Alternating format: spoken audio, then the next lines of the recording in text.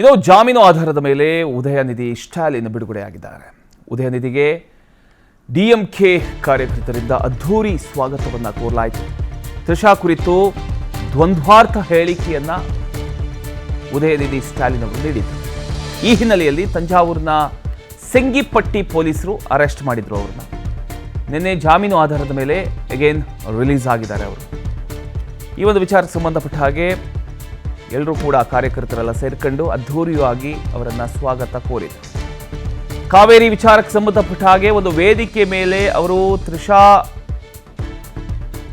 ಅವರ ಬಗ್ಗೆ ಒಂದು ಅಶ್ಲೀಲವಾಗಿ ಮಾತನಾಡಿದ್ದಾರೆ ಅನ್ನುವಂಥ ಒಂದು ಆರೋಪ ಕೂಡ ಕೇಳಬಂದಿತ್ತು. ಆ ಒಂದು ವಿಚಾರಕ್ಕೆ ಸಂಬಂಧಪಟ್ಟ ಹಾಗೆ ಅವರು ಅರೆಸ್ಟ್ ಆಗ್ತಾರೆ. ಈಗ ಅವರು ರಿಲೀಸ್ ಆಗಿದ್ದಾರೆ. 1 ಗಂಟೆಯ ಒಂದು ವಿಚಾರಣೆಯ ಬಳಿಕ ಅವರು ರಿಲೀಸ್ ಆದರು. ರಿಲೀಸ್ ಆದಂಥ ಸಂದರ್ಭದಲ್ಲಿ ಮಾಡಿರ್ತಕ್ಕಂಥ ವಿಡಿಯೋವನ್ನು ಕೂಡ ನೀವು ಗಮನಿಸ್ತಾ ಇದ್ದೀರಿ.